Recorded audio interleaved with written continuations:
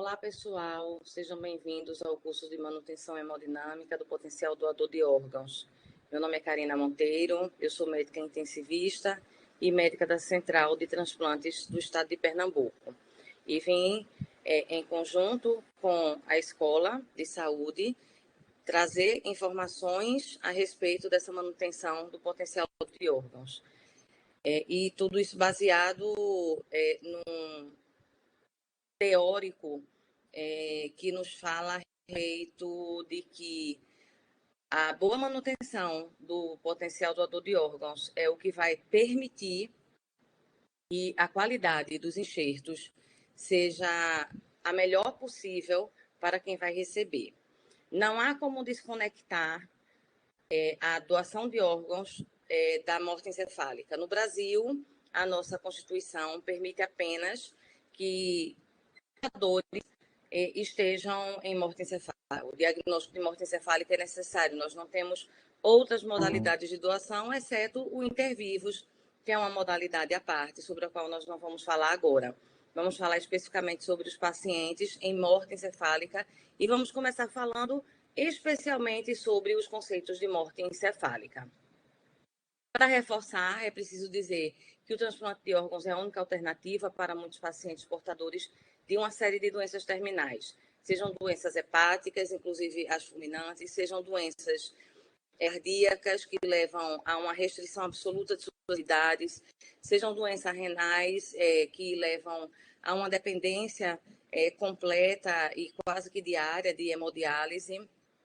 E a gente sente muito a desproporção entre a demanda por transplantes, à medida em que nós percebemos que aquele paciente pode se beneficiar do transplante de órgãos, e o baixo índice de transplantes efetivados.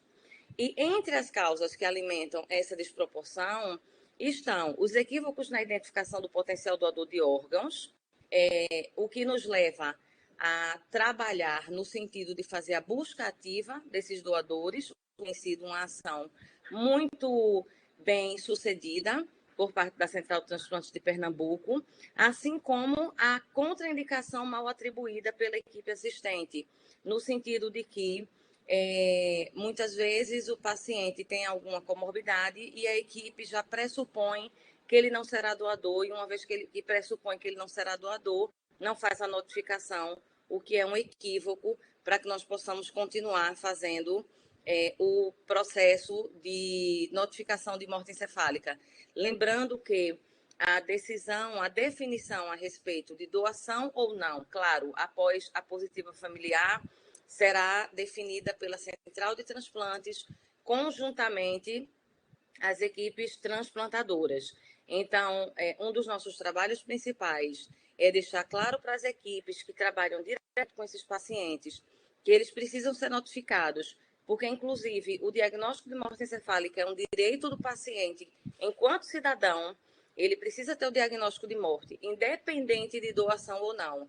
Então, ao mesmo passo em que é necessário linkar morte encefálica com doação de órgãos, a gente também precisa dividir esses dois processos. Eles são processos específicos e embora a doação dependa da morte encefálica, o diagnóstico de morte encefálica independe do processo de doação. Nós vamos trazer alguns conceitos quando nós estamos fazendo o rastreamento de possíveis doadores. Então, o primeiro conceito é do possível. Ele é o paciente que tem uma lesão encefálica grave e está necessitando de ventilação mecânica, uma vez que ele tem um Glasgow de 3, não tem provavelmente comando ventilatório, não tem proteção de vias aéreas. Então, todos os leitos que possuem ventilador mecânico e monitorização mínima em qualquer setor hospitalar é considerado um leito onde pode haver um possível doador. Se esse paciente tem uma lesão encefálica grave, ele é classificado como um possível doador. Nós falamos em doador efetivo quando, uma vez que é fechada o protocolo de morte encefálica e a família autorizou a doação de órgãos, esse paciente é levado ao bloco cirúrgico para fazer a remoção dos órgãos, é o que a gente chama de captação de órgãos. E, nesse momento, a equipe está toda voltada para fazer a captação da maneira mais rápida e eficaz para manter minimamente aquele órgão sem uma perfusão sanguínea propriamente dita. A partir de então, ele se torna doador com órgãos transplantados quando pelo menos um dos órgãos removidos é efetivamente transplantado em um receptor. E por que haveria doador com órgão não transplantado? Porque muitas vezes acontece de a família autorizar a doação de órgãos e durante a cirurgia de explante de órgãos, aquela cirurgia de captação, ser observado na macroscopia que aquele órgão não é elegível, não é ideal para ser transplantado. Então, o paciente foi um paciente com órgãos captados, mas não efetivamente transplantados. E, inclusive, a família do doador é informada a respeito disso. Quando os órgãos que foram captados são colocados no receptor, eles se tornam um enxerto, aquele órgão se torna um enxerto, e esse doador é considerado um doador com órgãos transplantados. Com relação às causas da morte encefálica, as causas mais frequentes de morte encefálica são o traumatismo crânioencefálico, que equivalem a quase 50% das causas de morte encefálica, e o acidente vascular encefálico, e juntos eles têm mais de 90% de todos os potenciais doadores. Outras causas de possibilidade de morte encefálica e morte encefálica efetivamente comprovada são a presença de tumores cerebrais, as infecções do sistema nervoso central, que são as meningoencefalites, e a anóxia pós-parada cardiorrespiratória. 5% desses pacientes em morte encefálica equivalem a causas diversas, mas que sempre vão obedecer aos mesmos critérios de morte encefálica, para que a gente possa iniciar o protocolo. Com relação à fisiopatologia, nós temos um fluxo que nunca muda, tá? Para que leve esse paciente à morte encefálica. Sempre haverá uma injúria neuronal, da qual eu vou ter ciência, e essa injúria neuronal vai causar edema cerebral. Esse edema cerebral também pode ser substituído por uma hidrocefalia, pode ser um aumento do volume da massa encefálica, como, por exemplo, o surgimento de um tumor, pode ser um aumento do volume encefálico por causa de um sangramento, um AVC hemorrágico, mas de todas as formas vai haver um aumento do volume do cérebro, o aumento desse conteúdo cerebral num continente que não se expande, que é a caixa encefálica. Diante da ausência de possibilidade de expansão da caixa encefálica, eu vou ter um aumento da pressão intracraniana, que eu chamo de pique. Existe um conceito que é a pressão de perfusão cerebral, e essa pressão de perfusão cerebral é calculada quando eu diminuo a pique da pressão arterial média. E isso funciona naturalmente em situações onde não há lesão cerebral. A pressão arterial média, naturalmente, é maior do que a pressão intracraniana, e isso vai me gerar uma diferença que vai ser a pressão de perfusão cerebral. À medida que essa pressão intracraniana aumenta, caso não sejam tomadas medidas, ou porque o tempo não permitiu, ou porque o status clínico do paciente não permitiu, essa pressão intracraniana se torna maior do que a pressão arterial média. Então, eu não tenho mais pressão de perfusão cerebral. Eu não tenho pressão de perfusão cerebral, eu não tenho mais fluxo sanguíneo cerebral. E sem fluxo sanguíneo cerebral, o cérebro não tem mais como funcionar, e isso vai equivaler à morte do tecido cerebral. Então, esquematicamente falando, o que nós temos? Uma lesão cerebral, que vai levar a hipóxia cerebral e isquemia por falta de fluxo sanguíneo, levando à morte encefálica. Sob o ponto de vista de fisiopatologia, o que é que essa hipóxia cerebral, essa isquemia cerebral e o desenvolvimento da morte encefálica propriamente dita vão causar? Uma disfunção hipotalâmica, uma perda do controle da temperatura, distúrbios endócrino-metabólicos, isso tudo confluindo para gerar uma instabilidade hemodinâmica extremamente grave e comum nesses pacientes, que vão culminar com uma hipoperfusão cerebral. E aqui mora o grande segredo da nossa aula, que é a hipoperfusão tecidual. Se nós não tivermos uma perfusão tecidual adequada, naturalmente no paciente cuja homeostase já vai estar quebrada, os mecanismos de autorregulação não irão mais funcionar, eu vou ter uma má perfusão de todo e qualquer órgão-alvo e todo e qualquer órgão que seja passível de doação. Então, a nossa luta com relação à manutenção do potencial doador é evitar a instabilidade hemodinâmica e reverter os efeitos deletérios da perda do controle de temperatura e do distúrbio endócrino metabólico e toda e qualquer causa que conflua para a perda da homeostase desse paciente, a fim de manter a perfusão tecidual adequada. Então, quais são os critérios necessários para o diagnóstico de morte encefálica? Vocês vão perceber que todos esses critérios são impassíveis de serem ignorados. Nenhum deles pode estar ausente, porque o nosso diagnóstico de morte encefálica precisa ser 100% sensível, mas também precisa ser 100% específico. Nós não podemos jamais dar um diagnóstico de morte encefálica a um paciente que não está efetivamente morto. E com relação a isso, a legislação brasileira é uma das mais rigorosas do mundo. Portanto, todos esses critérios dos quais eu vou falar agora precisam ser atendidos para que nós iniciemos o processo de diagnóstico de morte encefálica. O primeiro deles, o critério principal, é haver uma lesão encefálica de causa conhecida, irreversível e capaz de causar morte encefálica. Nós vamos falar com mais detalhes nos próximos slides. A exigência número 1, depois desse critério principal, é que não haja causas tratáveis que possam confundir o diagnóstico de morte encefálica. Eu preciso excluir fatores confundidores de morte encefálica. E isso exige um senso clínico muito apurado. A segunda exigência é o tratamento e observação hospitalar maior do que 6 horas nas lesões estruturais do sistema nervoso central, nas quais se encaixam os traumatismos crânioencefálicos, os acidentes vasculares cerebrais, a presença de tumores, ou, no caso de encefalopatia hipóxico-isquêmica, nós precisamos que esse tratamento e observação hospitalar sejam de pelo menos 24 horas. Uma outra exigência é que nós tenhamos parâmetros fisiológicos mínimos e capazes de promover uma boa oxigenação e perfusão tecidual, incluindo a cerebral, para que não sejam fatores confundidores e que precisam estar presentes em todas as etapas do processo de diagnóstico de morte encefálica, que são uma temperatura corporal acima de 35 graus, uma saturação arterial de oxigênio acima de 94 graus, uma pressão arterial sistólica maior ou igual a 100 milímetros de mercúrio, ou uma pressão arterial média maior ou igual a 65 milímetros de mercúrio, de acordo com a faixa etária.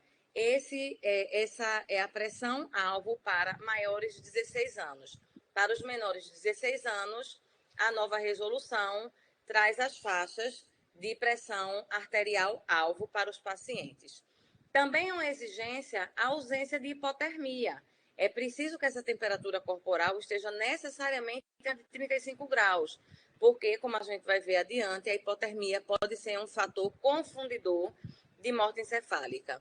E, por fim, a ausência de drogas depressoras do sistema nervoso central ou de bloqueadores neuromusculares que possam vir também a trazer uma diminuição da resposta do sistema nervoso central aos estímulos que nós iremos fazer. O que é que nós queremos falar quando trazemos o preceito mais importante para dar diagnóstico de morte encefálica? Nós falamos de uma presença de lesão encefálica de causa conhecida, irreversível e que seja capaz de causar morte encefálica. Quando nós falamos de uma lesão encefálica de causa conhecida, nós estamos dizendo que precisamos provar que lesão encefálica aquele paciente tem. Se é um traumatismo crânioencefálico com hemorragia, com fratura, com exposição de massa encefálica, um projétil de arma de fogo, ou uma hemorragia intracraniana, a ruptura de um aneurisma com hemorragia subaracnoidiana, um tumor cerebral, uma infecção do sistema nervoso central, que vai me trazer, além de um LCR comprobatório, uma tomografia que demonstra sinais de edema cerebral, a própria parada cardiorrespiratória vai trazer nas primeiras 24 horas também sinais de lesão encefálica por hipóxia. Precisamos também considerar que essa lesão é irreversível. Irreversível em que sentido? No sentido de que não há tratamento proposto para ela, ou que não há, por sua fisiopatologia, como é o caso do edema cerebral causado pela parada cardiorrespiratória e a hipóxia cerebral, assim como uma diversa gamas de lesões encefálicas que não estão dentro do escopo de atuação do neurocirurgião, ou porque a condição clínica do paciente não permite, ou porque ele já não tem indicação, de fato, de fazer o procedimento. Essa lesão precisa ser capaz de causar a morte encefálica. Então, quando eu vejo, por exemplo, um sangramento de pequena monta, que não teve um edema perilesional, que não promoveu uma isquemia perilesional importante, eu preciso ponderar se realmente essa é a lesão que está promovendo essa possível morte encefálica. Então, eu preciso estar atento a esses critérios para começar a pensar na possibilidade de morte encefálica. Nesse slide, nós trazemos alguns exemplos de lesões que nós vimos com frequência nos pacientes que têm diagnóstico de morte encefálica. Então, nessa lesão, por exemplo, a gente consegue enxergar um hematoma subdural enorme, com desvio de linha média, edema perilesional. Isso aqui é uma lesão capaz de provocar morte encefálica. Aqui nós temos hemorragia subaracnoidea, invadindo, inclusive, os ventrículos, adentrando os sulcos. Isso aqui causa uma enorme irritação encefálica e vejam que o cérebro está bastante edemaciado, então é uma lesão capaz de provocar morte encefálica. Aqui nós temos um hematoma também promovendo um edema importante cerebral, um desvio de linha média, então ele também é capaz de promover morte encefálica. Aqui nós temos áreas de contusão, temos bastante edema, temos contusão também na região posterior do cérebro, promovendo um edema significativo. Aqui nós temos um cérebro em que nós não conseguimos ver sulcos, fissuras, não conseguimos enxergar ventrículos, é um cérebro extremamente edemaciado. Aqui nós temos um outro cérebro também com locais em que é possível observar contusão, assim como hemorragia subaracnoidea, passando por toda a fissura da foice. Então, todas essas são causas de lesão encefálica grave que justificam a morte encefálica. Aqui nós continuamos mostrando também edema cerebral, área de isquemia, promovendo também edema e diminuição dos sulcos e fissuras.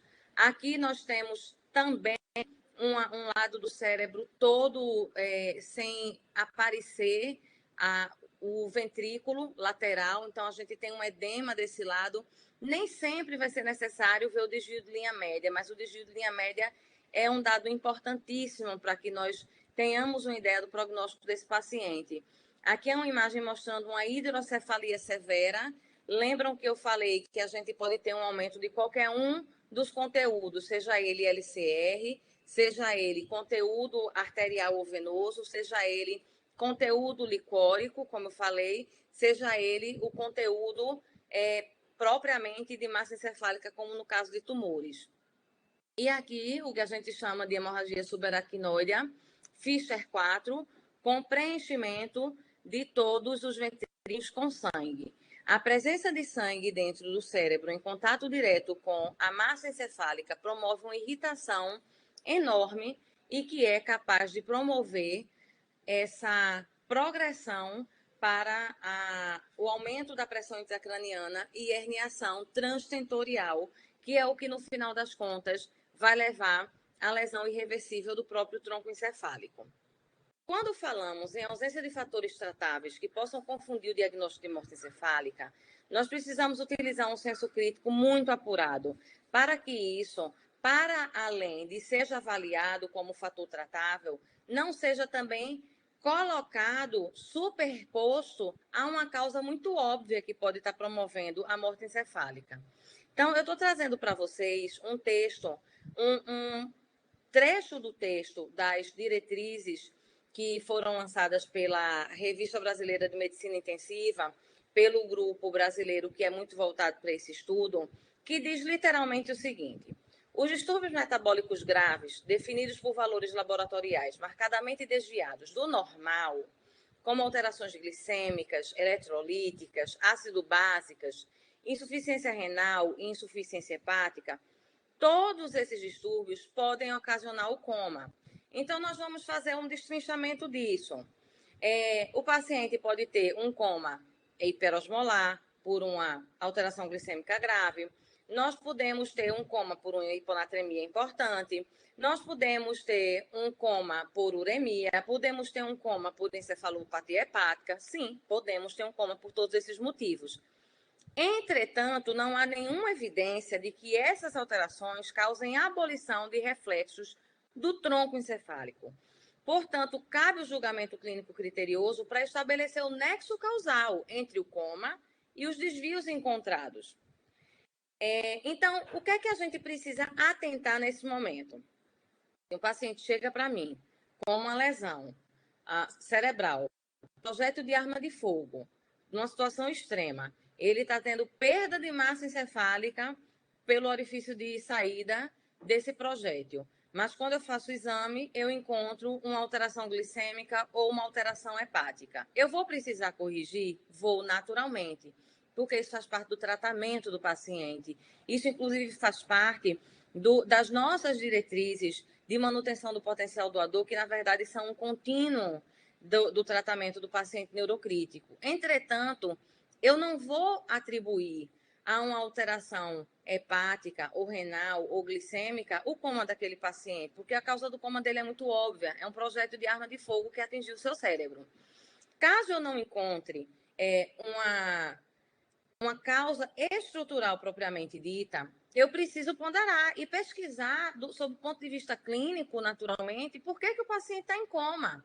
Eu preciso encontrar um outro motivo que leve ao coma, uma vez que eu não encontro uma causa estrutural. Então, aí vai entrar toda a investigação desses distúrbios metabólicos. Então, quando nós falamos desses distúrbios metabólicos, nós não estamos falando que, se eles existirem, eu preciso colocar na balança quem é que está provocando. Não, nós estamos colocando isso para que a causa do coma seja bem estabelecida. E uma vez que eu tenho uma lesão estrutural capaz de promover isso, todos os outros distúrbios vão precisar ser ponderados e tratados. Entretanto, provavelmente não serão eles a causa do coma. Se eles forem tratados e o paciente responder, é excelente. Encontramos a causa do coma e o paciente sai daquele quadro. Um exemplo simples: um coma por hipotireoidismo severo. Esse paciente provavelmente não vai apresentar nada numa tomografia de encéfalo, mas quando nós fizermos os exames laboratoriais, vamos encontrar, vamos tratar esse paciente e ele vai voltar a ficar melhor. Mas não há uma causa estrutural associada. Para deixar bem claro o que é a necessidade da utilização do critério clínico. Um adendo que é trazido na resolução de 2017 nos ajudou muito na condução desses pacientes, que fala o seguinte: a hipernatremia grave refratária ao tratamento não inviabiliza a determinação de morte encefálica, exceto quando é a única causa do coma. Por que isso foi trazido de forma tão específica? Porque há um tempo atrás nós tínhamos muita resistência dos colegas médicos em abrirem ou continuarem o protocolo de morte encefálica por causa do aumento do sódio, quando, na verdade, todo paciente neurocrítico, naturalmente, vai ter um aumento da sua anatremia. É importante fazer também uma linha do tempo, observando quando esse paciente tinha, na sua chegada, que nível de sódio ele tinha, e agora, alguns dias depois, quando ele está evoluindo com morte encefálica, enquanto está esse sódio. Então, é comum que o paciente chegue com 145, 147 de sódio, e quando nós abrimos o protocolo, ele está com 182 de sódio, isso não é impeditivo. Hipernatremia não causa abolição de reflexo de tronco. Essa hipernatremia, é um reflexo direto da morte neuronal, a não ser que nós não encontremos nenhum outro motivo para o coma do paciente. E aí ele entra no quadrinho de cima, que são os distúrbios metabólicos que se encontram no paciente sem que eu consiga detectar uma causa de coma especificamente dita, uma causa estrutural de coma. A hipotermia também é um fator que pode mimetizar a morte encefálica, por isso nós atentamos tanto para a questão da temperatura acima de 35 graus nesse paciente, não apenas para o diagnóstico, como também para a manutenção do potencial doador. O reflexo fotomotor é perdido com temperaturas entre 28 e 32 graus. E os demais reflexos de tronco encefálico só desaparecem com temperaturas inferiores a 28 graus. Então, é uma hipotermia muito grave. É muito difícil encontrar um paciente com esses graus de hipotermia. Encontramos muitos pacientes com 32 graus, 33 graus, e vamos trabalhar para aumentar essa temperatura dele com diversos recursos que a gente vai falar um pouco à frente.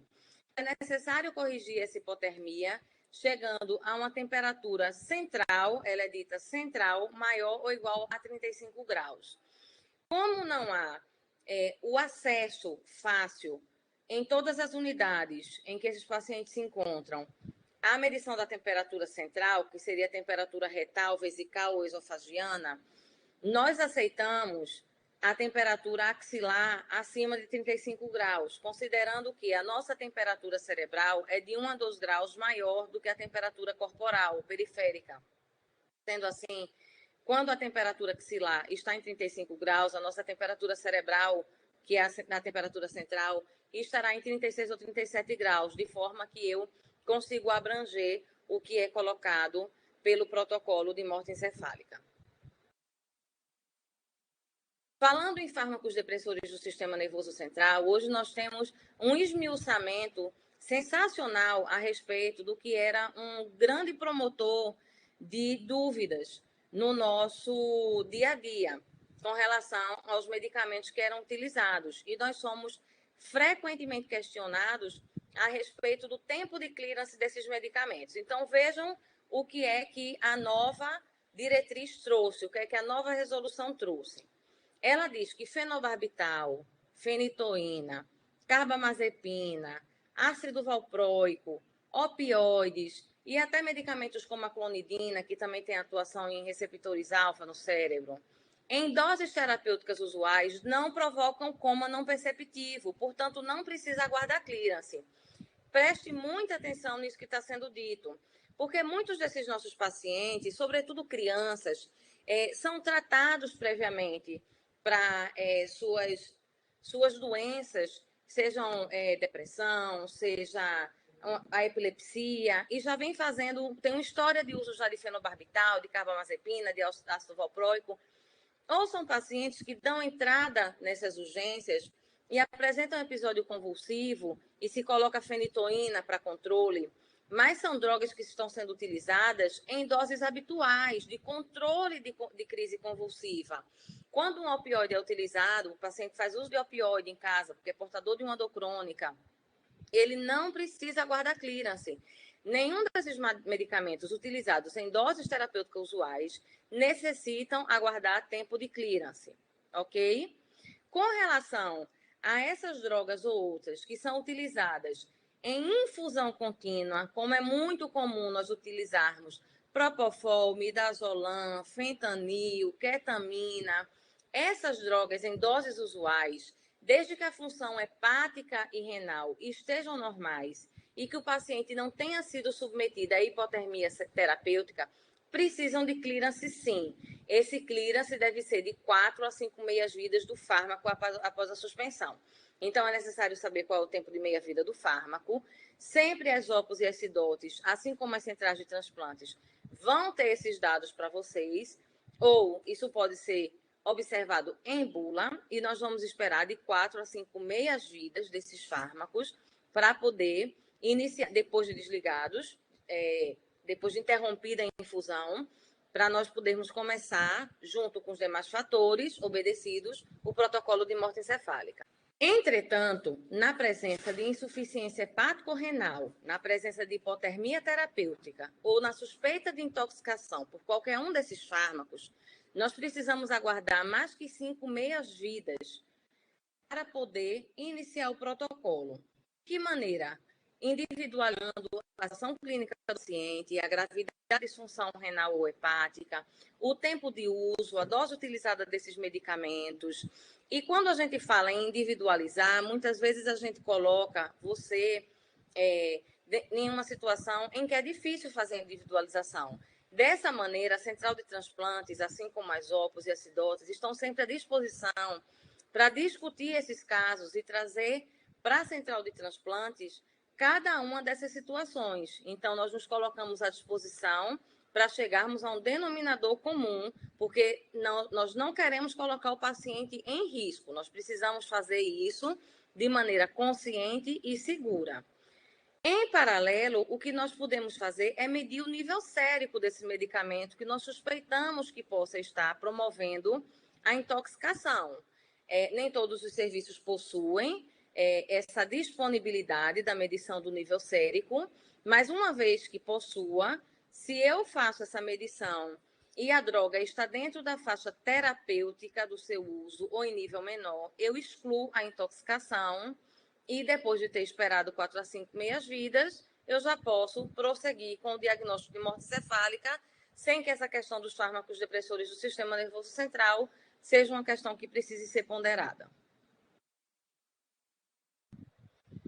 Parâmetros de sinais vitais, mais uma vez chamando atenção, levam à necessidade de ter uma temperatura central acima de 35, retomando o conceito que eu falei para vocês, que se a temperatura axilar for acima de 35, isso já é validado. Saturação arterial maior do que 94, mesmo que a saturação periférica esteja menor, o que importa é a saturação arterial. E uma pressão arterial sistólica acima de 100 milímetros de mercúrio, ou uma pressão arterial média acima de 65 milímetros de mercúrio, para adultos que são considerados indivíduos maiores do que 16 anos.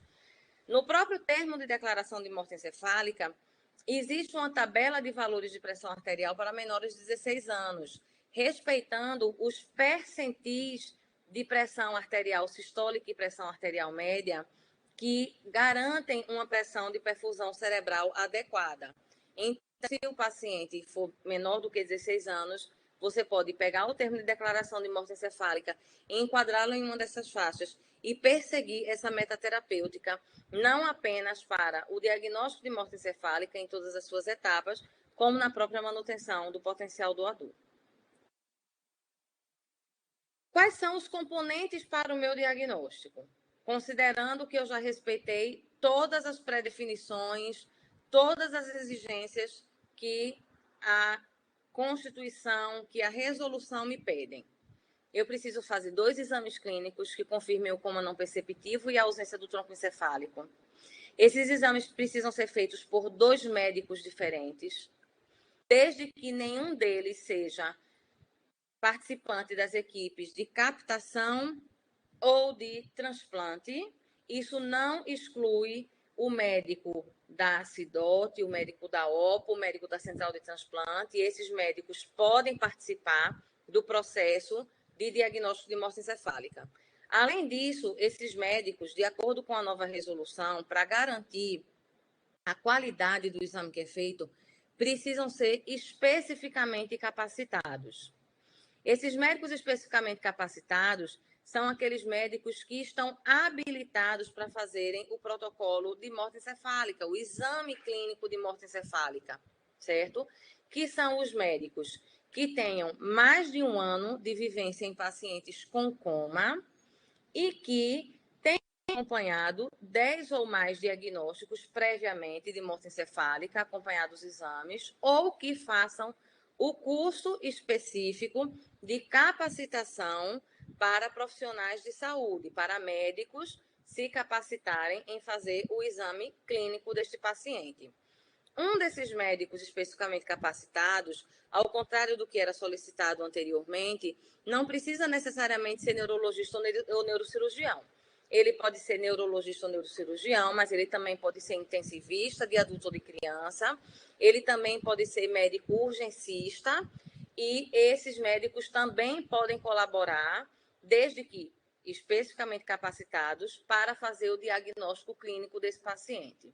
Além dos 2 exames clínicos, um desses exames clínicos deve ser acompanhado pelo teste de apneia, que é o teste que confirma a ausência de movimentos respiratórios depois da estimulação máxima dos centros respiratórios, fisiologicamente colocada como uma P de CO2 arterial acima de 55 milhões de mercúrio, considerando também que o preparo para esse teste de apneia é um preparo rigoroso para assegurar que o tempo em que o paciente vai ficar sem ventilação em apneia, para se observar se ele tem pulsão respiratória durante esse tempo, não promova danos cerebrais nem teciduais.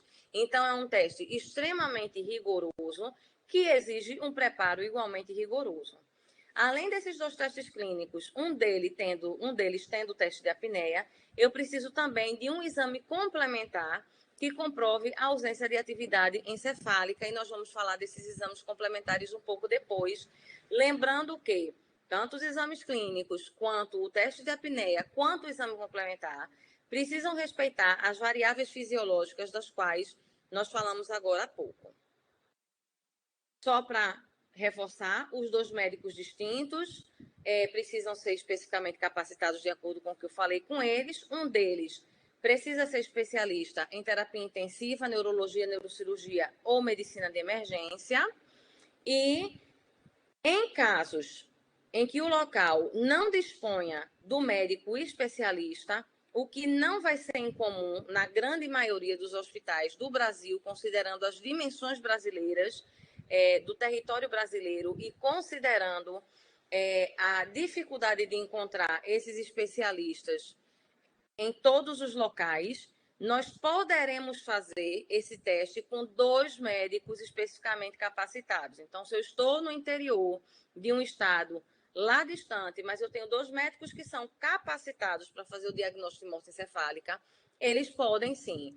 Um faz um teste, o outro faz o teste, um dos 2 faz o teste de apneia, e eu vou poder dizer que os testes clínicos são adequados. Entretanto, se eu tenho nesse local apenas um médico especificamente capacitado, eu não vou poder dar continuidade ao exame de morte encefálica. Infelizmente, eu não vou poder, porque eu preciso respeitar a resolução, uma vez que a resolução preza pela integridade do indivíduo e só pretende dar o diagnóstico de morte ao paciente que, de fato, esteja morto. Com relação ao exame clínico, que começa com a avaliação do coma aperceptivo, esse coma é definido como estado de inconsciência permanente, com ausência de resposta motora supraespinhal a qualquer estimulação. Ou seja, é o Glasgow de 3, é o paciente em que eu vou fazer o teste doloroso, o estímulo doloroso, e esse paciente não vai fazer qualquer movimentação. Ele já não tem abertura ocular, ele já não tem resposta verbal, até porque ele está entubado, mas ele não esboça nada. E eu vou fazer esse estímulo doloroso. O que é que a resolução preconiza? Que esse estímulo doloroso seja feito necessariamente no leito ungueal dos 4 membros, mas também seja feita na região supraorbitária, na fossa supraorbitária, que é aqui, conforme essa figura embaixo está mostrando, tá? Essa é uma estimulação que precisa ser feita com bastante força e na articulação temporomandibular bilateralmente, que é nessa região daqui, e que você também vai fazer a compressão bilateral utilizando bastante força.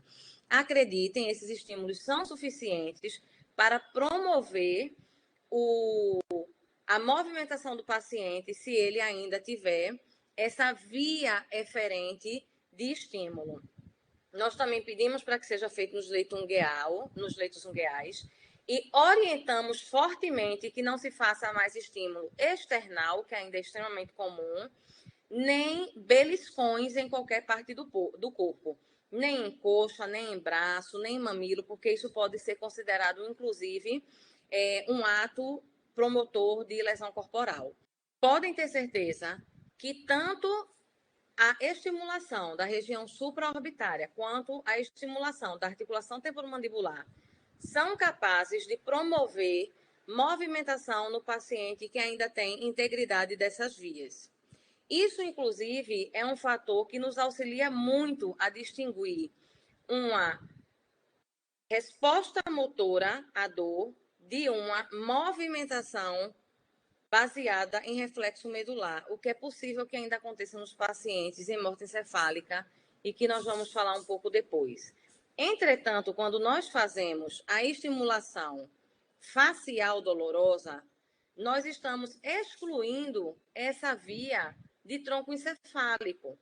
E uma vez que aqui não haja transmissão de estímulo, qualquer estímulo que seja feito na região cefálica não vai de maneira nenhuma promover nenhum reflexo. Então, se o paciente está apresentando uma movimentação que eu suspeito que seja uma movimentação reflexa, eu só tenho uma maneira de tirar a dúvida, é fazer o estímulo na região supraorbitária e observar que ele não repete o movimento quando eu faço esse estímulo.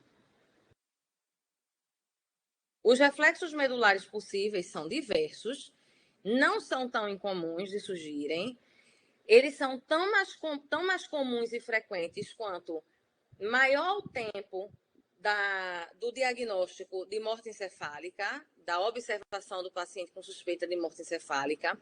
Eles são maiores tanto quanto maior a hipóxia do paciente, e isso inclui o teste de apneia. É comum que esses pacientes apresentem os reflexos medulares no teste de apneia, e eles são particularmente comuns em crianças. Eles são descritos como reflexos patelares, reflexo cutâneo abdominal, reflexo cutâneo plantar, reflexo cremastérico, reflexos de arrepio, reflexos reflexores da retirada dos membros inferiores ou superiores, reflexo tônico cervical, que é a movimentação de membros quando eu faço a movimentação do pescoço, opistótono, que pode lembrar muito uma descerebração e que pode ser um fator confundidor. O próprio reflexo de Lázaro, que é a flexão de tronco, que é o reflexo clássico, em que o paciente senta na cama, literalmente. A adução ou elevação dos ombros com movimentação da cintura escapular, sudorese, rubor, taquicardia. Isso tudo pode ser encontrado no paciente. Qual é a maneira de nós distinguirmos? Fazer o estímulo supramedular, fazermos o estímulo em região encefálica, em região da cabeça, porque aí eles não vão aparecer quando são movimentações.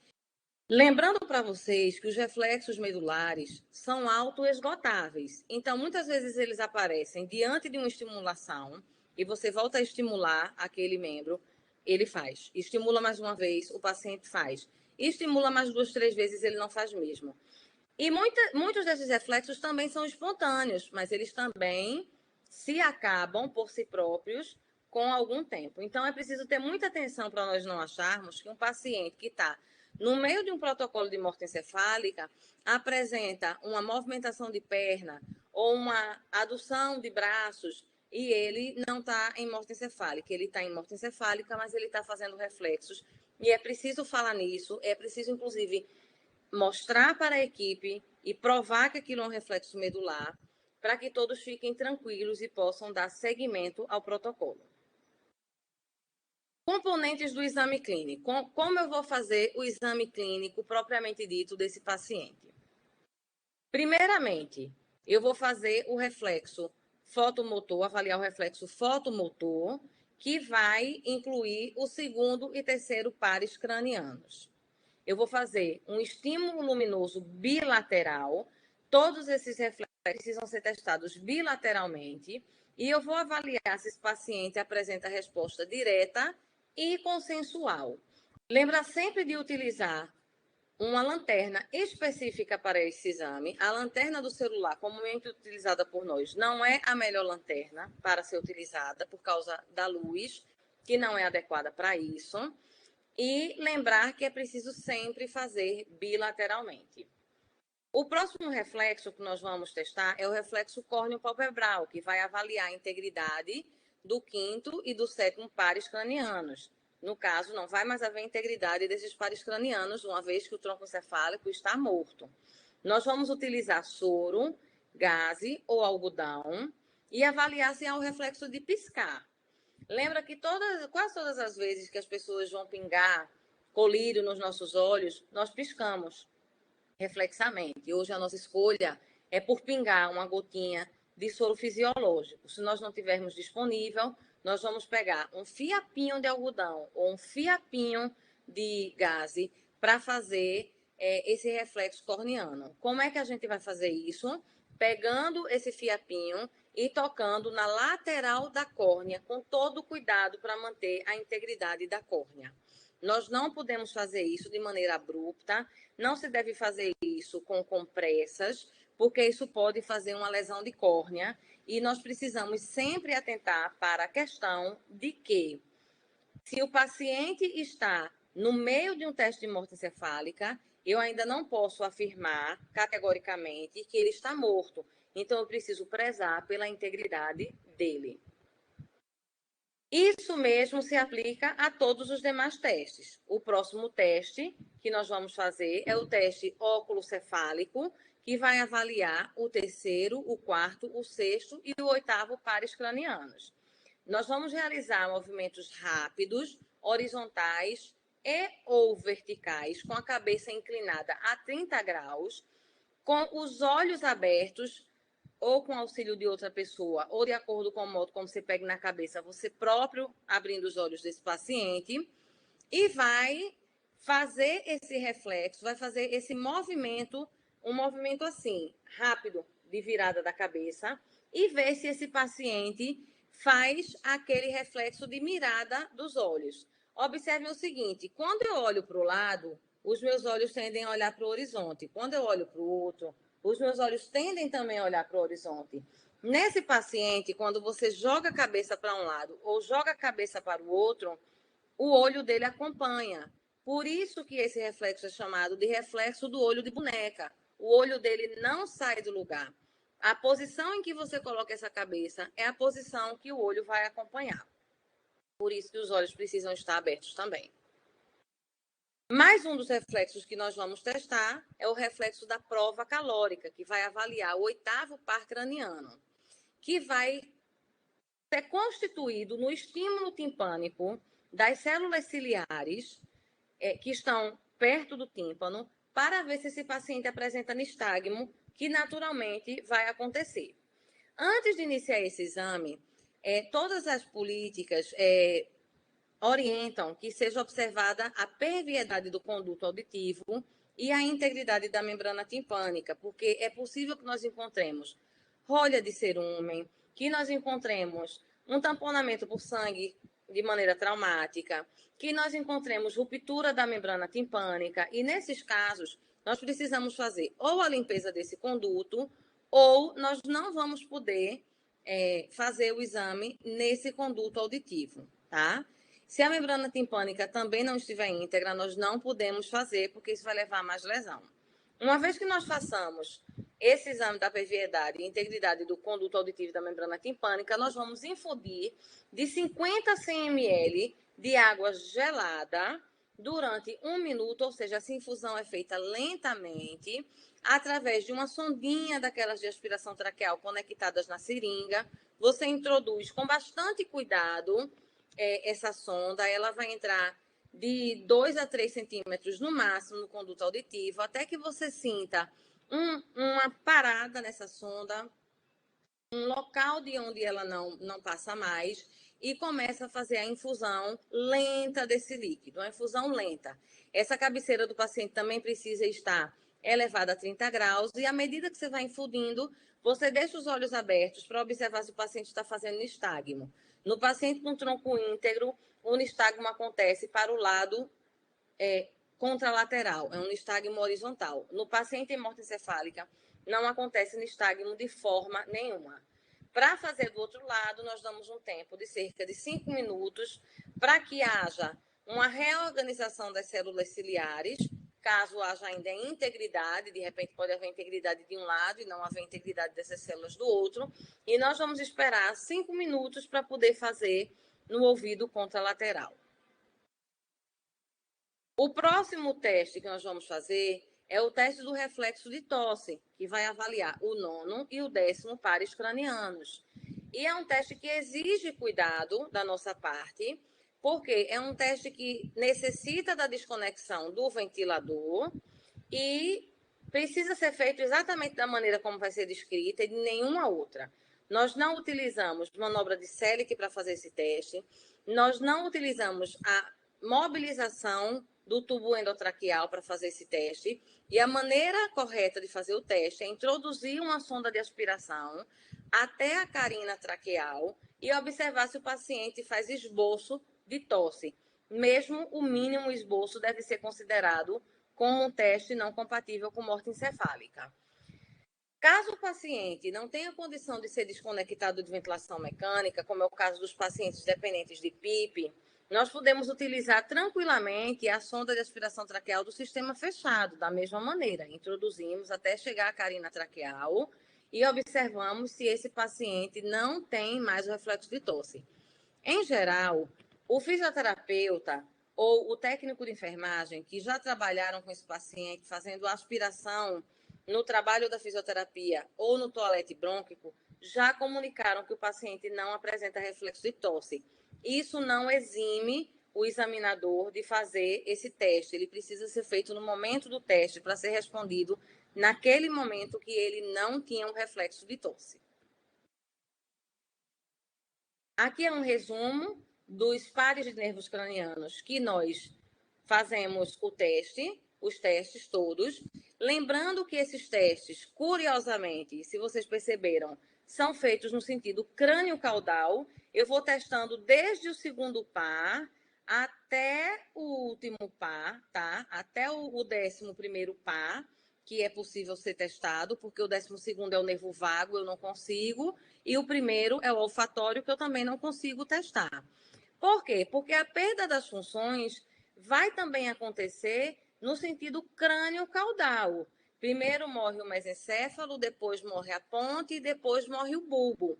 E é por isso que eu só faço o teste de apneia depois de fazer todo esse exame clínico. Porque o centro respiratório se encontra no bulbo, que é o último local que vai morrer no tronco encefálico. Dessa forma, nós começamos testando segundo, terceiro, quarto, quinto, sexto, sétimo, oitavo, nono, 11º pares, tá? Simultaneamente ou em testes diferentes, para poder respeitar essa ordem de perda de abolição dos testes. Vou dizer para vocês que é possível que todos esses testes dos nervos cranianos sejam compatíveis com a morte encefálica e no momento do teste de apneia, esse paciente apresente respiração, o que nos obriga, inclusive, a cancelar o teste. Isso significa que nós fizemos o teste de maneira errada? Não, não significa. Significa que o centro respiratório do bulbo ainda não foi atingido pela isquemia letal, mas que isso está em vias de acontecer, de forma que, no intervalo entre 12 e 48 horas, eu posso voltar a fazer todos esses testes e aí, então, eu vou ter um teste de apneia compatível com morte encefálica. Falando do intervalo entre as avaliações, considerando que são 2 avaliações clínicas realizadas por médicos diferentes, a resolução de 2017 trouxe algumas mudanças. Antes, o intervalo necessário entre as 2 avaliações clínicas para maiores de 2 anos era de 6 horas. Hoje esse tempo foi reduzido para 1 hora. Não no sentido de nós apressarmos o diagnóstico de morte encefálica, mas no sentido de nós otimizarmos baseados na experiência internacional, que permite que esse tempo tenha sido reduzido. Então, para crianças acima de 2 anos completos, o intervalo entre as avaliações é de 1 hora. Em bebês de 2 meses a 24 meses incompletos, ou seja, que não fizeram 2 anos ainda, esse intervalo clínico é de 12 horas. E nos bebês de 7 dias a 2 meses incompletos, esse intervalo de avaliação clínica é de 24 horas. E alguns detalhes precisam ser trazidos para quem se deparar com essa população neonatal. Recém-nascidos menores de 7 dias precisam aguardar chegar aos 7 dias para poder realizar os testes para o diagnóstico de morte encefálica. Então, nós não fazemos teste de diagnóstico de morte encefálica em recém-nascidos abaixo de 7 dias. Em que situação isso se enquadra?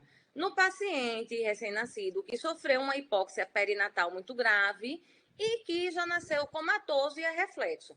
Nós não podemos fazer antes que ele faça 7 dias. Da mesma forma que recém-nascidos prematuros precisam ter a contagem do tempo para chegar a termo, com a correção da idade gestacional para o termo, e depois de atingido esse tempo do termo, nós aguardemos mais 7 dias para realizar os exames diagnósticos de morte encefálica.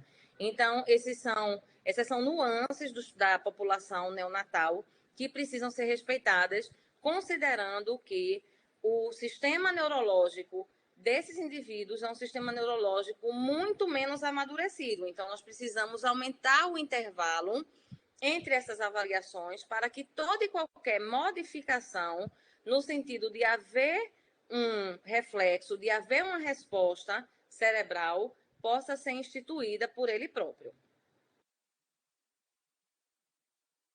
Foi trazido também pela resolução de 2017 um esclarecimento muito válido com relação às condutas nas exceções, que não era trazido antes e que cada estado fazia da maneira que achava mais conveniente fazer. Não havia uma uniformidade com relação à conduta nas exceções. Que exceções são essas?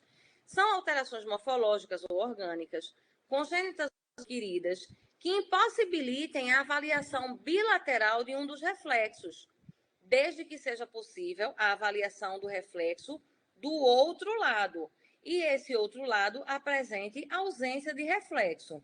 E uma vez que é constatado que de um lado eu não posso fazer, mas do outro lado eu fiz e não tem reflexo, eu vou preencher normalmente o termo de declaração de morte encefálica, escrevendo que, suponhamos, do lado direito foi testado e não tem reflexo, do lado esquerdo não foi testado, e existe um campo escrito explicar por que não foi testado, e você vai escrever por que não foi testado. O paciente tem uma agenesia de globo ocular direito, o paciente tem uma saída de massa encefálica pelo conduto auditivo esquerdo. Então, uma vez que eu tenha impossibilidade de um lado, eu descrevo o que eu encontrei do outro lado e descrevo por que eu não fiz do outro lado. Isso deve estar descrito tanto no termo de morte encefálica, quanto no prontuário do paciente, porque isso tudo precisa estar bem documentado. Quando eu tenho impossibilidade de fazer dos dois lados, por exemplo, eu tive uma destruição completa dos dois globos oculares, eu não posso fazer o teste de morte encefálica.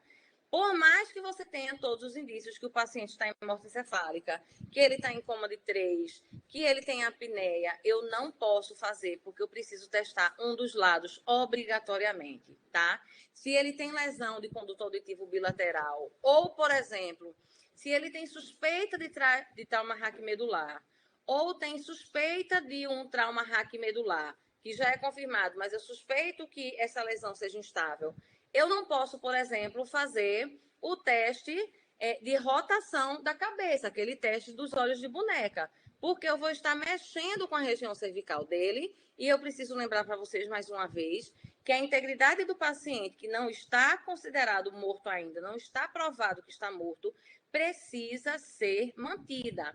Então, eu não posso gerar uma lesão adicional no paciente, como, por exemplo, promover a piora de uma lesão cervical, considerando que ele ainda pode estar vivo. Eu vou estar trazendo uma morbidade adicional para o paciente, e isso é considerado iatrogenia.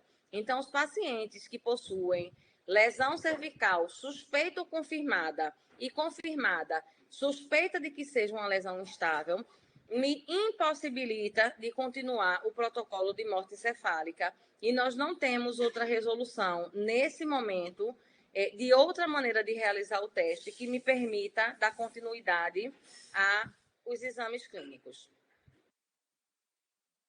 Com relação ao exame complementar, lembramos que existem 2 exames clínicos, um deles contendo a prova de apneia e um exame complementar. Esses são os componentes do teste de morte encefálica. Esse exame complementar precisa comprovar a ausência de perfusão sanguínea encefálica, ou ausência de atividade metabólica encefálica, ou ausência de atividade elétrica encefálica, e nós vamos falar de cada uma dessas modalidades. Esse exame complementar, para a sua escolha, precisa ponderar a situação clínica do paciente. Ele pode ser transportado? Ele não pode ser transportado? Ele não tem condições de ser removido? Eu preciso saber da disponibilidade local. Olha, aqui eu não tenho arteriografia, eu só tenho disponível Doppler e eletroencefalografia.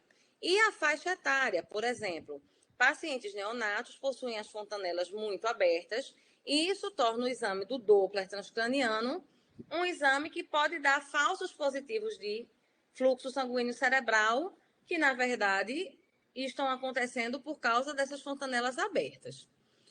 Esse exame complementar tanto pode ser realizado entre os dois exames clínicos ou após os dois exames clínicos, quanto, de acordo com a nova resolução, ele pode ser realizado até mesmo antes do início dos exames clínicos. De que forma?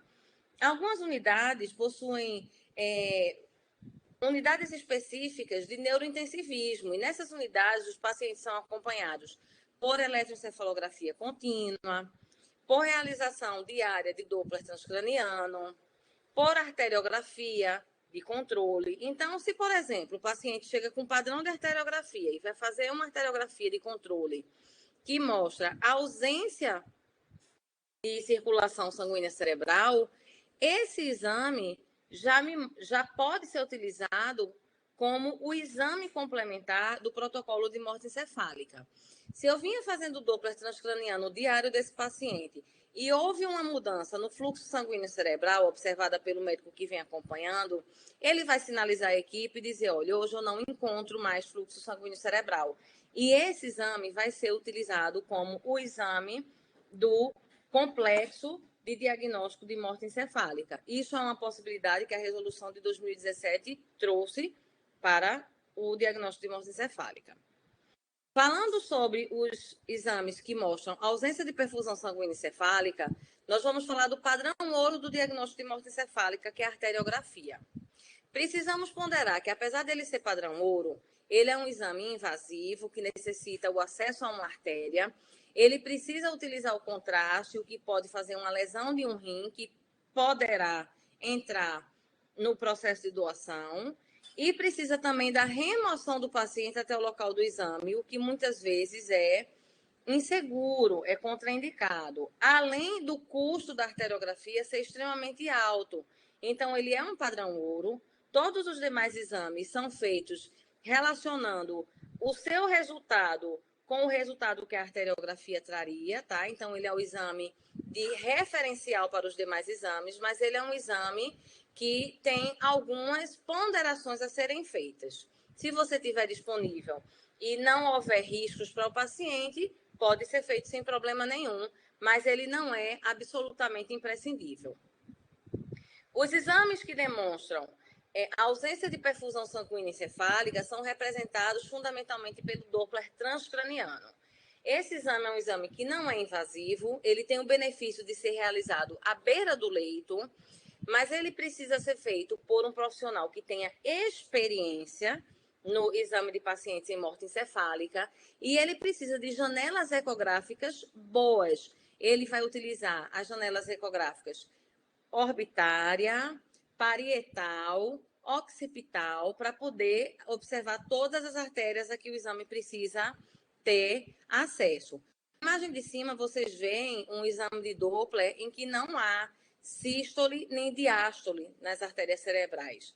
No exame de baixo, a gente vê um pico de sístole, uma diástole que fica abaixo da linha, mas que a gente vê depois já falhas nesse processo de sístole e diástole. Mas é um exame compatível, esse de baixo compatível, com presença de fluxo sanguíneo. O que eu preciso comprovar aqui no paciente em morte encefálica é a ausência desse fluxo sanguíneo nas artérias que são analisadas pelo Doppler.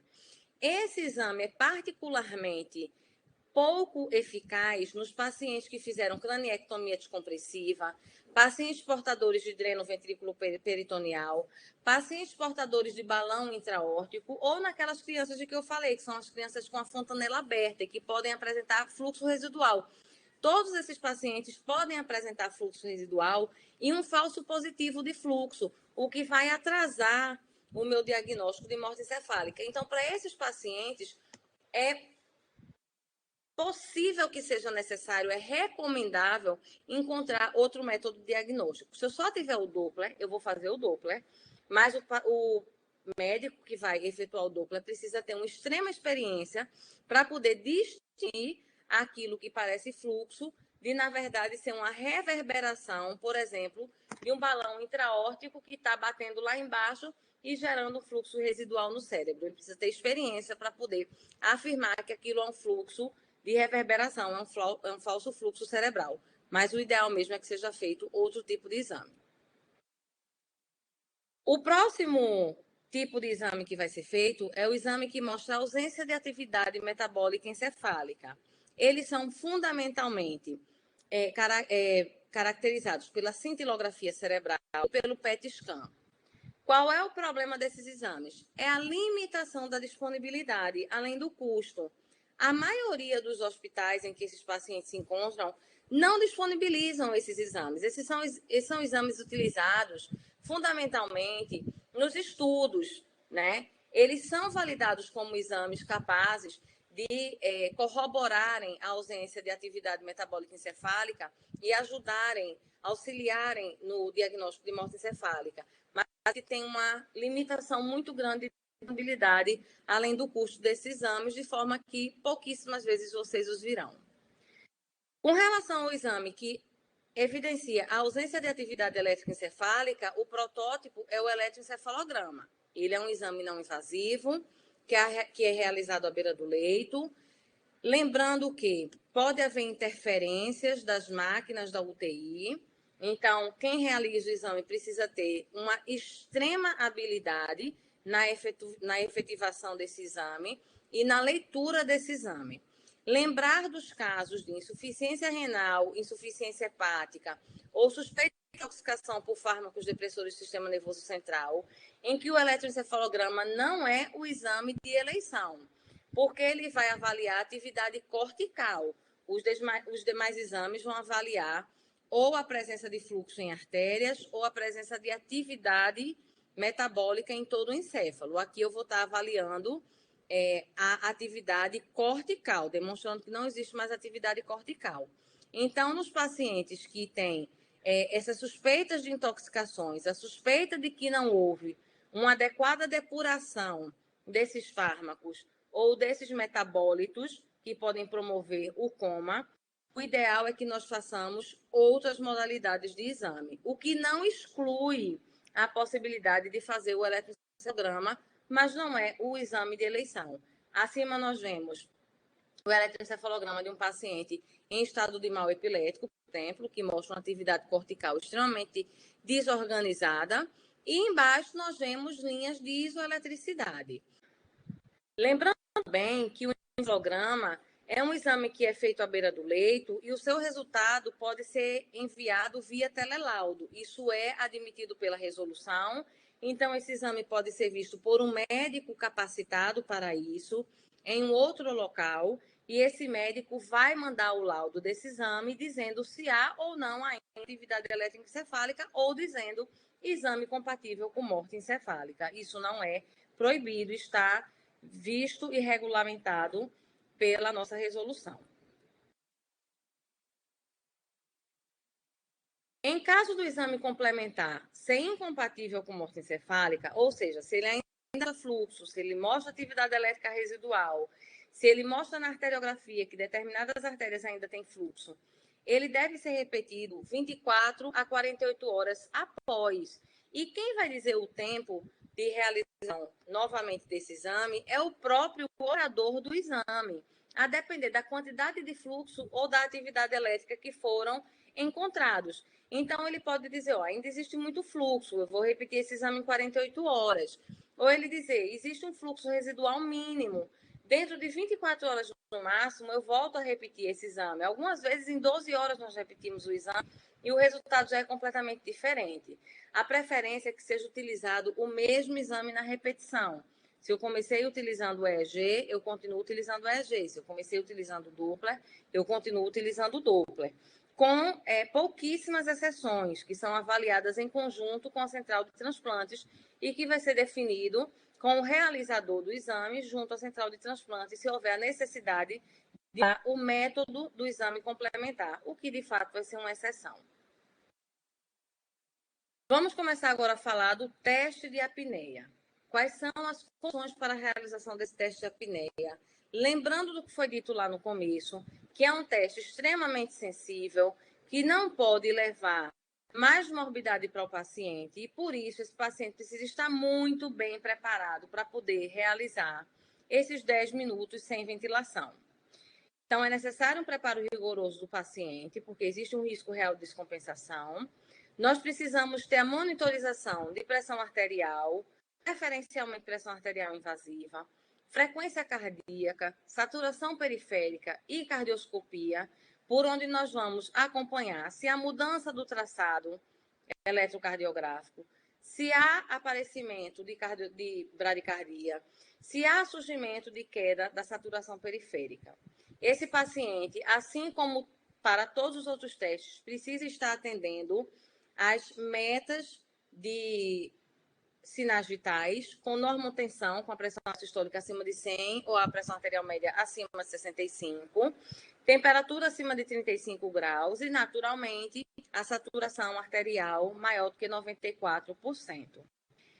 Esse paciente precisa ter ajuste ventilatório para alcançar necessariamente uma petição de 35 e 35, porque essa faixa é considerada a faixa fisiológica, é a faixa normal.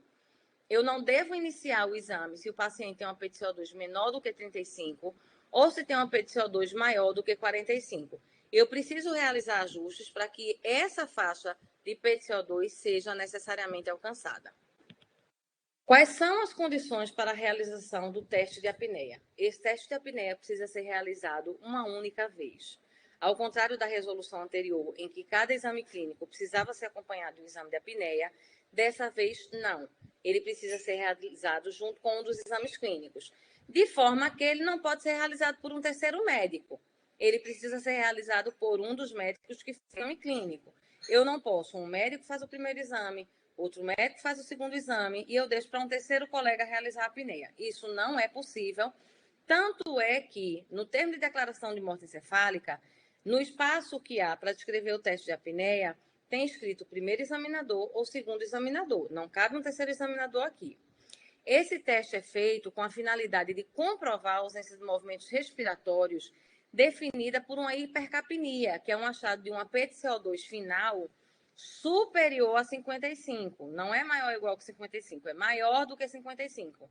Então, ao final do teste, eu preciso coletar uma gasometria, e essa gasometria, para ser compatível com morte encefálica, precisa ter uma PTCO2 real maior do que 55.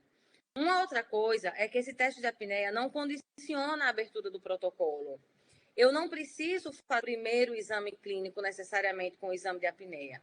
Se o paciente não tem condições naquele momento ou não tem uma gasometria adequada para fazer um teste de apneia, eu prossigo com o teste clínico e no próximo teste eu faço a avaliação com o teste de apneia.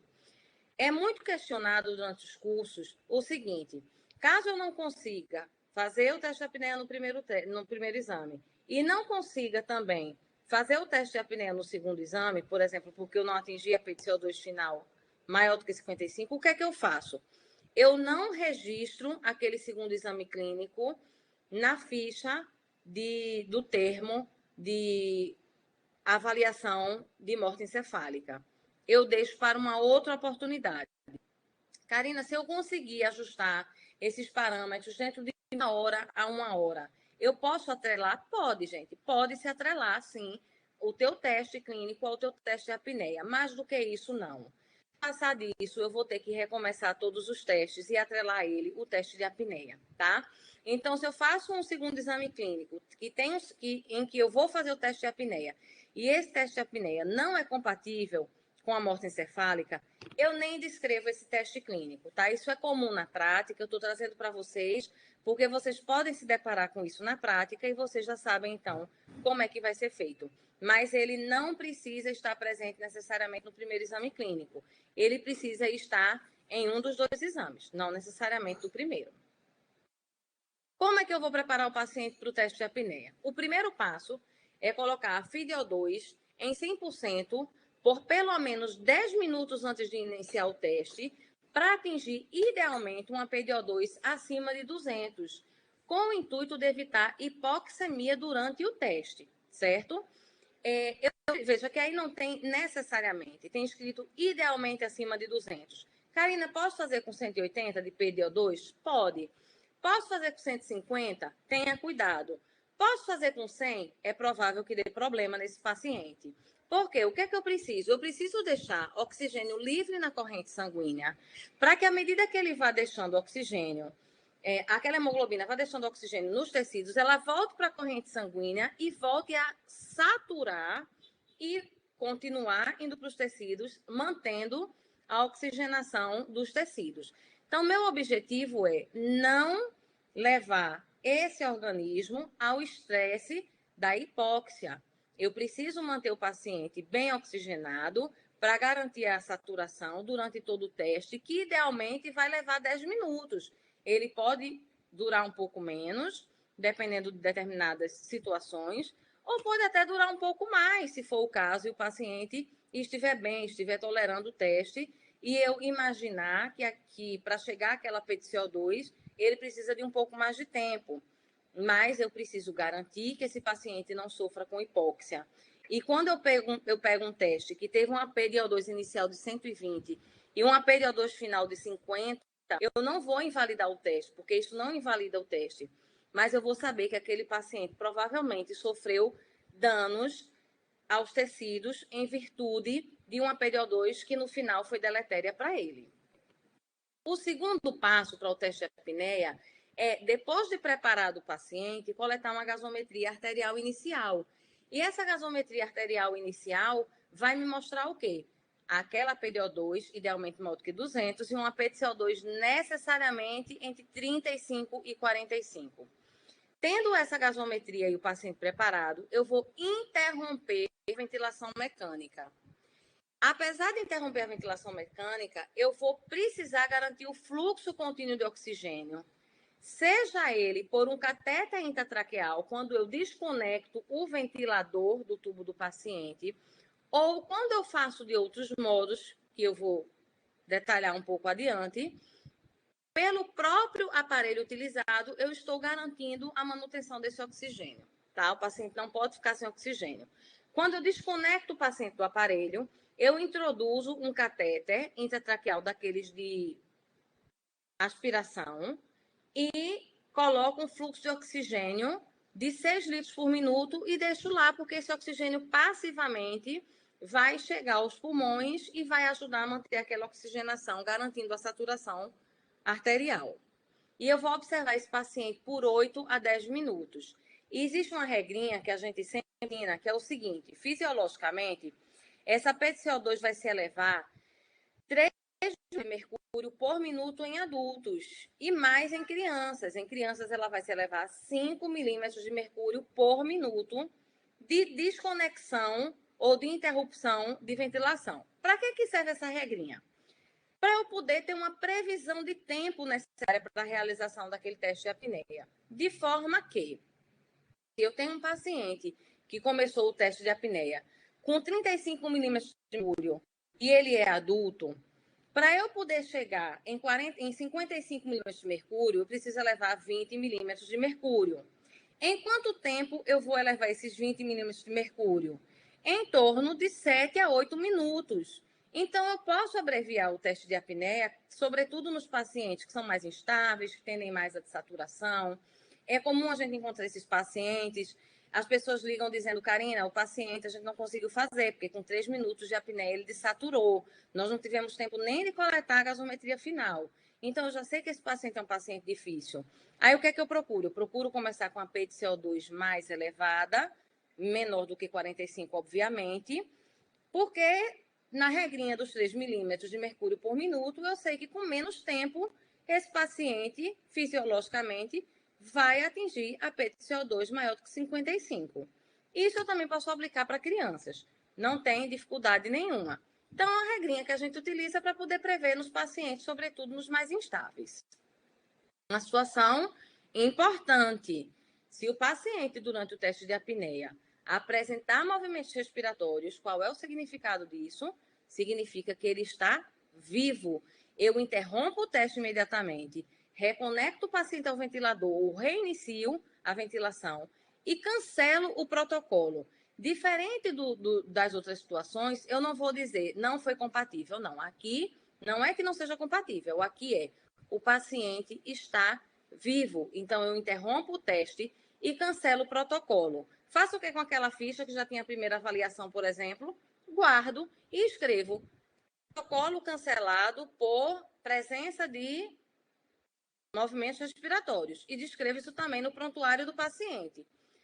Vou recomeçar esse teste depois de quanto tempo? Depende do que você encontrou. Em geral, esses pacientes, quando são submetidos ao teste de apneia, apresentam duas situações.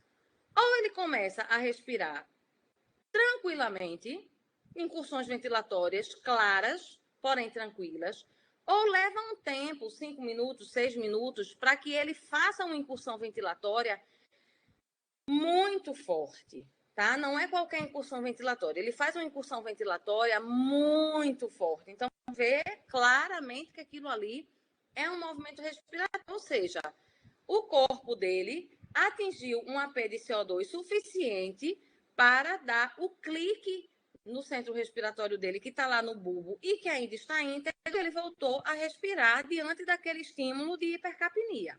Ok? Então, esse paciente que respira está vivo.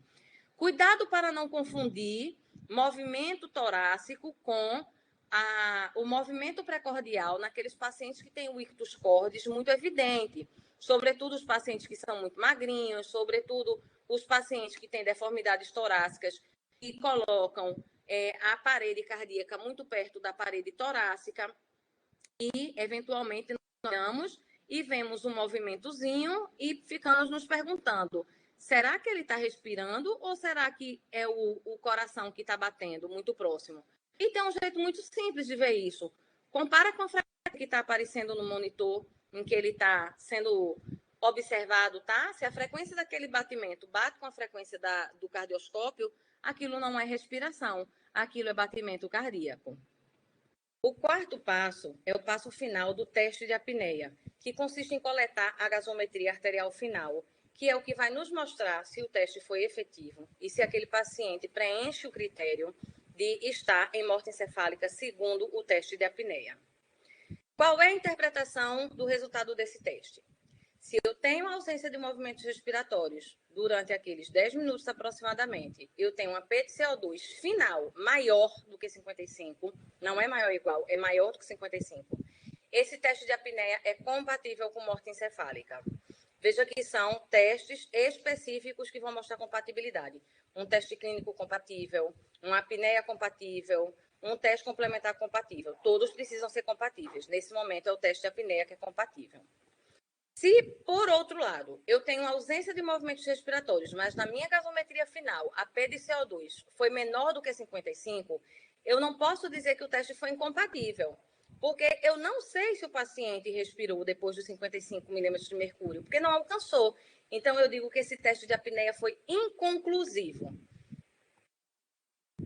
Se eu não tenho movimentos respiratórios, porque o paciente fez alguma instabilidade, eu não consegui chegar aos 10 minutos de teste, porque ele fez uma hipotensão, uma bradicardia, uma dessaturação, mas eu consegui coletar uma gasometria arterial no final e essa P de CO2 veio maior do que 55, independente do tempo, esse teste de apneia é compatível com morte encefálica. E aqui eu vou colocar alguns detalhes que sempre são dúvidas também da maioria dos alunos. Nós não utilizamos mais o parâmetro de 10 minutos como compatibilidade, nós não utilizamos mais o gap entre gasometria inicial e final maior do que 20 para falar em compatibilidade. Hoje, exclusivamente, o único critério para que a gente fale que o paciente tem compatibilidade no teste de apneia com morte encefálica é a P de CO2 final maior do que 55, independente do tempo que ele passou em apneia, desde que a PdCO2 inicial tenha sido necessariamente entre 35 e 45. Alguém sempre fica olhando se o paciente tem movimento respiratório e alguém sempre fica olhando o monitor para observar se esse paciente faz mudança no traçado eletrocardiográfico com surgimento de arritmias, mudança na frequência respiratória, apresentando bradicardia, ou se esse paciente começa a desaturar. Qual é o ponto de corte de saturação? Classicamente, 85%. Não deixar passar disso. Se diminuir mais do que isso, o risco de ele ter, inclusive, uma parada cardíaca durante o teste começa a se tornar muito grande e muito real. Então, nós interrompemos o teste. Se tiver oportunidade de coletar a gasometria, essa gasometria está válida e se ela tiver mais do que 55 milímetros de mercúrio, volto a dizer, o teste é compatível com morte encefálica. O que fazer com o paciente retentor crônico de PdCO2? Levando em consideração que nós precisamos de uma PdCO2 inicial entre 35 e 45. Que pacientes são esses? São os pacientes que têm doença pulmonar obstrutiva crônica, que têm fibrose pulmonar, os asmáticos graves severos. E esse paciente, eu identifico que é um retentor crônico de CO2 porque eu tenho acesso ao histórico dele, a família me traz algum dado, e eu observo nas gasometrias iniciais dele que ele já tem uma retenção de bicarbonato. Então, eu sei que esse paciente é retentor crônico. Existe o retentor agudo de CO2. Como nós vimos muitos pacientes com síndrome de desconforto respiratório agudo, como vimos muito na síndrome respiratória aguda grave, eles são pacientes retentores agudos de CO2. Nos pacientes agudos, eu faço um acordo, geralmente com a equipe de fisioterapia, para a gente trazer essa PdCO2 para o intervalo entre 35 e 45 e a gente fazer o teste de apneia, tá? Mas no retentor crônico, o que é que acontece? Esses pacientes vivem normalmente com PdCO2 de 60, de 68, de 72. Então, aquele ponto de corte de 55 milímetros de mercúrio não é válido para esse paciente. Dessa forma, não há suporte na resolução para a realização do teste. Embora alguns estados façam essa busca de trazer a PdCO2 para 35 e 45 e realizar o teste com a mesma finalidade. Em Pernambuco, em particular, nós não utilizamos essa prática. E se o paciente é um retentor crônico de CO2, nós não o tornamos elegíveis para o diagnóstico de morte encefálica, porque julgamos que a PdCO2 de 55 não é uma PdCO2 fisiologicamente disparadora de ventilação naquele paciente. A declaração de morte encefálica, precisamos deixar claro o que é e quem faz. As conclusões do exame clínico e o resultado do exame complementar precisam ser registrados pelos médicos examinadores no termo de declaração de morte encefálica. Então, se você faz o primeiro exame clínico, é você quem vai assinar. Se você faz o teste de apneia, é você que vai assinar. O colega que vem fazer o Doppler ou o eletroencefalograma ou que fez a arteriografia, é ele que vai assinar o campo de exame complementar. Isso também precisa ficar registrado no prontuário. É importante que caso desse seja registrado no prontuário. A declaração, o termo de declaração de ME em si não basta, tá? E a gente precisa esclarecer também qual é a hora do óbito que vai ser colocada. A hora do óbito é a hora em que foi realizada a última etapa do exame. Se o paciente fez a sequência, primeiro exame com apneia, segundo exame com apneia, exame complementar, e todos foram compatíveis com morte encefálica, o exame complementar, o momento em que foi feito o exame complementar, mesmo que o laudo chegue depois, vai ser a hora do óbito. Se ele fez o exame complementar, começando o primeiro teste sem apneia, o segundo com apneia, ou o primeiro com apneia e o segundo sem apneia, a hora do óbito vai ser o segundo exame complementar. Então, resumidamente, a hora do óbito é a hora em que se faz o último exame que confirma que é compatível com o critério de morte encefálica. Então, esse momento é o momento que deve constar da declaração como hora do óbito. Este é o termo de declaração de morte encefálica, que tem o slogan da Central de Transplantes de Pernambuco, do Estado de Pernambuco, mas que é global para todo o país. Então, nós precisamos ter a identificação da unidade hospitalar, a identificação do paciente. Vejam que ele é autoexplicativo. Ele pergunta o diagnóstico principal, ele pergunta se é diagnóstico secundário, pede por onde foi a confirmação, se foi tomo, ressonância, angiografia, Doppler, líquor, eletro ou outro método. E ele pergunta aqui todos os pré-requisitos de que nós falamos. Se tem lesão encefálica de causa conhecida e irreversível, capaz de causar morte encefálica, se tem ausência de fatores tratados. Então, tudo aquilo que a gente trouxe, de sinais vitais, de drogas depressoras do sistema nervoso central, tudo isso é trazido aqui e é preciso que esteja escrito que sim, né, que nós estamos atendendo a todos esses pré-requisitos. Um detalhe, pacientes desconhecidos. Sempre faço essa pergunta nas aulas presenciais e sempre há um conflito. Pacientes desconhecidos podem ter a morte encefálica declarada? Podem, claro que podem. Assim como eles podem ter qualquer outro tipo de morte declarada. Então, aqui no campo paciente, nome e mãe, pode constar como desconhecido, sendo que esse paciente vai precisar, se não aparecer ninguém, ele vai precisar ter a tramitação legal de sepultamento como paciente desconhecido e jamais vai poder ser doador de órgãos, porque a doação de órgãos é consentida pela família ou, em casos extremos, autorizados pelo Ministério Público de uma outra forma. Mas o paciente desconhecido, não.